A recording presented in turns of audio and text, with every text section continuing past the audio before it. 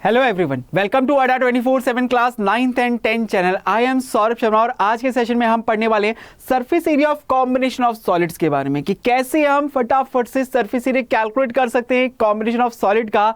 तो जानेंगे आज के अपने सेशन के अंदर। चलिए, सबसे पहले अगर हम डिफरेंट टाइप के सॉलिड्स के बारे में बात करें तो डिफरेंट के टाइप के सॉलिड्स कौन कौन से होते हैं? Cube, cuboid, cylinder, cone, sphere and hemisphere. इनका curve surface area and total surface area सभी के फॉर्मूले आप प्रीवियस सेशंस के अंदर ऑलरेडी पढ़ चुके हैं। तो या प्रीवियस क्लासेस में भी आप पढ़ते हुए आए हैं, ये सब फॉर्मूले तो आपको अच्छे से लर्न होंगे। अब इन सॉलिड्स का हम क्या करने वाले हैं? कॉम्बिनेशन करने वाले हैं। जो कॉम्बिनेशन करने से नया जो सॉलिड शेप बनेगा, उस सॉलिड शेप का हम क्या करेंगे? सरफेस एरिया कैलकुलेट करना सीखेंगे। तो यहां पे एक एग्जांपल के जरिए समझते हैं। जैसे यहां पे ये क्यूब है, ठीक है। अब ये क्यूब है और एक यहाँ पे ये हमने क्या ले लिया? एक हेमिस्फीयर। अब मान लीजिए इस हेमिस्फीयर को उठा के मैं यहाँ से इस क्यूब के एक सरफेस के ऊपर रख देता हूँ, तो अब ये दोनों सॉलिड्स का क्या हो गया? कॉम्बिनेशन हो गया। इन दोनों सॉलिड्स के कॉम्बिनेशन से ये एक नया सॉलिड, नया शेप बन गया। ना तो इसे मैं क्यूब कह सकता हूं, ना इसे हेमिस्फीयर कह सकता हूं। ये तो एक नया कॉम्बिनेशन ऑफ सॉलिड हो गया। अब इस सॉलिड का अगर मुझे सरफेस एरिया कैलकुलेट करना है तो कैसे करें? देखो, सबसे पहले ये भी समझ लो कि सरफेस एरिया का मतलब होता क्या है। सरफेस एरिया का मतलब ये होता है कि सर हम कैसे भी करके इस सॉलिड के जिस जिस पार्ट को मैं टच कर सकता हूं उन सभी का एरिया मैं ऐड कर दूंगा, तो वो क्या हो जाता है? सरफेस एरिया आ जाता है। किसका? उस सॉलिड का। तो अगर मैं आपसे पूछूं तो सबसे पहले आप इसका सरफेस एरिया कैलकुलेट करना चाहोगे तो कैसे करोगे? कि सर देखो, मैं इसके कौन से पार्ट को, क्यूब के कौन से पार्ट को आप टच कर सकते हो? सर इस क्यूब के कंप्लीट 5 जो फेसेस हैं, उन सभी 5 फेसेस को तो मैं टच कर सकता हूं। सिर्फ ये ऊपर वाले जो टॉप वाला पोर्शन है जिसमें मैंने हेमिस्फीयर को रखा है, इसे मैं पूरा टच नहीं कर पा रहा। इसका कौन सा पार्ट टच नहीं कर पा रहा? सर ये जो इसका सर्कुलर बेस है ना, उसे टच नहीं कर पा रहा। तो सबसे पहले मैंने कैसे सोचा कि जो कंप्लीट क्यूब है, इस क्यूब का total area, total surface area क्या होता है? Sir 6a²। ठीक है। अब इसके कौन से पार्ट को आप टच नहीं कर पा रहे? सर इस सर्कुलर पार्ट को टच नहीं कर पा रहा। जितना ये किसका एरिया है? सर ये एक सर्कुलर बेस है। किसका? इस हेमिस्फीयर का।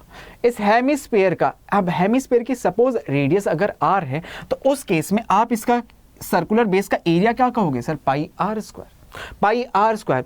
अब इससे तो मैं टच नहीं कर पा रहा, लेकिन इस वाले पार्ट को तो मैं टच कर सकता हूं। इस वाले पार्ट को तो हम टच कर सकते हैं। और ये कैसा है? सर हेमिस्फीयर का कर्व सरफेस एरिया। तो इस पार्ट के एरिया को हम बोल देंगे सर, इसे इंक्लूड कर लेंगे।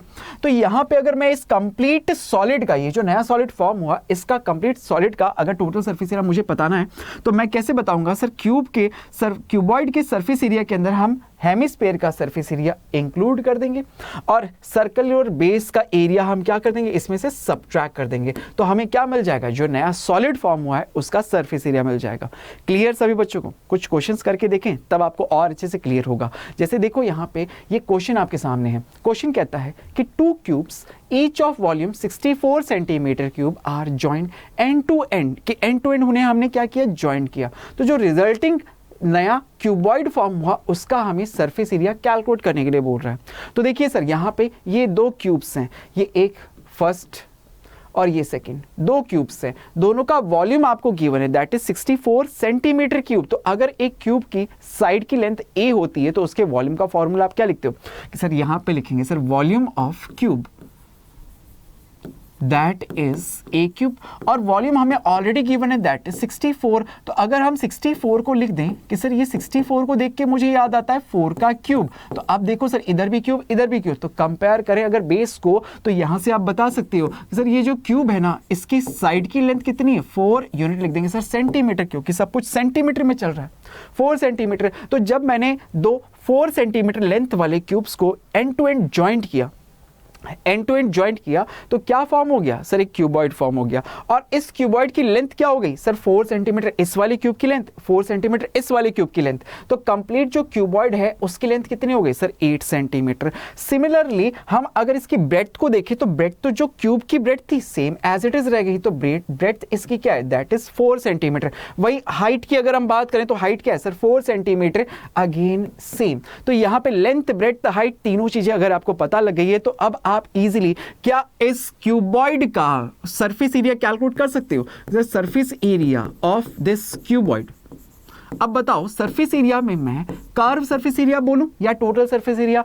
कि sir curve surface area total surface area छोड़ो, आप तो ये देखो कि इसके कौन से पार्ट को आप टच कर सकते हो, जिस पार्ट को टच कर सकते हो सबका एरिया इंक्लूड कर दो। तो देखा मैंने सर इसकी फ्रंट फेस को टच कर सकते हैं, बैक फेस को उसको भी टच कर सकते हैं, टॉप वाले पार्ट को भी टच कर सकते हो, बॉटम वाले पार्ट को भी टच कर सकते हो, साइड राइट साइड और लेफ्ट साइड वाले फेसेस को भी आप टच कर सकते हो। यानी कि इसके तो सभी फेसेस को मैं टच कर पा रहा हूं, यानी कि इसका मतलब सभी फेसेस का मतलब क्या हो गया सर? Total surface area. तो क्यूबॉइड का कौन से सरफेस एरिया का फॉर्मूला लिखेंगे सर? टोटल सरफेस एरिया का। और एक क्यूबॉइड के टोटल सरफेस एरिया का फॉर्मूला हम लिखते हैं 2 ब्रैकेट में L into B plus B into H plus H into L.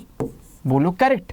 अब लेंथ ब्रेड्थ हाइट अगर आपको पता है तो आप इजीली लिख दोगे सर लेंथ की वैल्यू 8, ब्रेड्थ इज 4, ब्रेड्थ की वैल्यू 4, हाइट इज 4, हाइट की value 4 and length is 8। Solve करते हैं तो ये आया 2, 8 4 जा 32 प्लस 16 प्लस 32, 32 और 32 64, 64 और 16 80, 80 इंटू 2 सर 160 होता है। यूनिट लिख देंगे सर, एरिया है ना सेंटीमीटर स्क्वायर आ जाएगा।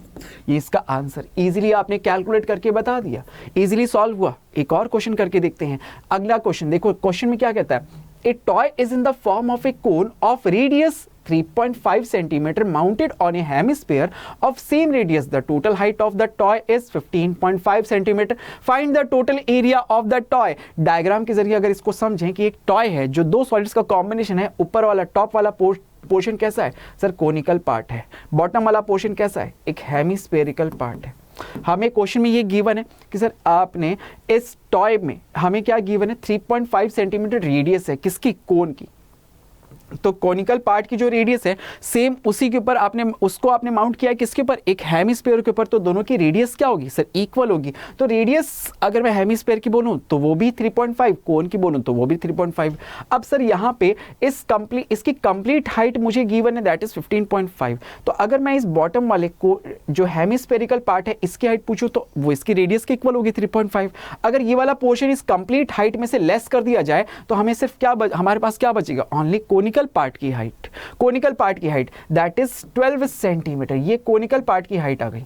ओके, अब यहां पे मुझसे बोलता है टोटल सरफेस एरिया आप कैलकुलेट करो। तो कंप्लीट सॉलिड का टोटल सरफेस एरिया में क्या इंक्लूड होगा सर? कर्व पार्ट मैं कोन का ऐड कर दूंगा और कर्व पार्ट ही हेमिस्फीयर का ये भी इंक्लूड कर देंगे, क्योंकि इनके कर्व पार्ट को ही तो आप टच कर पा रहे हो। बॉटम वाला जो इनका बेस वाला पार्ट है उसे तो हमने छुपा दिया ना, सॉलिड है तो ये तो छुप गया है, तो सर इसे तो टच कर नहीं पाएंगे। तो यहां पर लिखें अगर हम total surface area of toy is equal to curve surface area of cone plus curve surface area of hemisphere.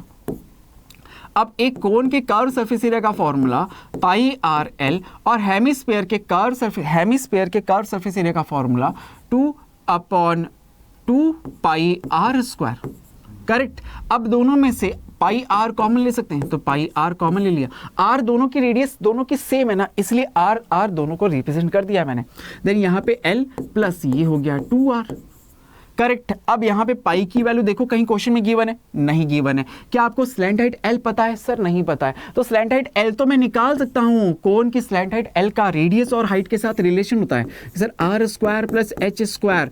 Are की वैल्यू मुझे गिवन है 3.5 सेंटीमीटर प्लस हाइट गिवन है 12 सेंटीमीटर। कैलकुलेट करेंगे तो स्लैंट हाइट एल की value आएगी 12.5, unit लिखोगे sir centimetre. अब सब कुछ पता लग गया है तो यहां पे लिखते हैं पाई की वैल्यू 22/7 इंटू रेडियस 3.5 ब्रैकेट में एल की value sir 12.5 plus 2 into radius is 3.5 हुआ। सॉल्व करते हैं सर। 7 से 3.5 कैंसिल हो जाएगा 0.5 टाइम। 0.5 को अगर मैं इससे मल्टीप्लाई करूंगा तो ये आएगा कितना? 11। ब्रैकेट के अंदर 12.5 पहले से लिखा हुआ है, इसका डबल किया तो ये हो गया 7। 7 को अगर हमने 12.5 के अंदर ऐड किया तो ये हो जाएगा 11 इंटू 19.5। 11 को 19.5 से मल्टीप्लाई कर देते हैं। 11 5 जा 55 का 5 कैरी 5, 11 9 जा 99 और 5 ऐड किया तो 104 का 4 कैरी 10, ये ऐड हुआ तो ये हो गया 214.5, यूनिट लिख दोगे सर सेंटीमीटर स्क्वायर। ये लीजिए सर, ये इस क्वेश्चन का भी आंसर। तो इजीली हमने कैलकुलेट कर दिया कैसे हम कॉम्बिनेशन ऑफ सॉलिड का सरफेस एरिया कैलकुलेट करते हैं। तो फॉर्मूला भी हमने बनाना सीख लिया और क्वेश्चंस के जरिए, एग्जांपल्स के जरिए क्वेश्चंस करना भी हमने सीख लिया। आई होप बच्चों आपको सभी चीज़ें अच्छे से क्लियर हो गई होगी। Thank you for joining with us, thank you so much.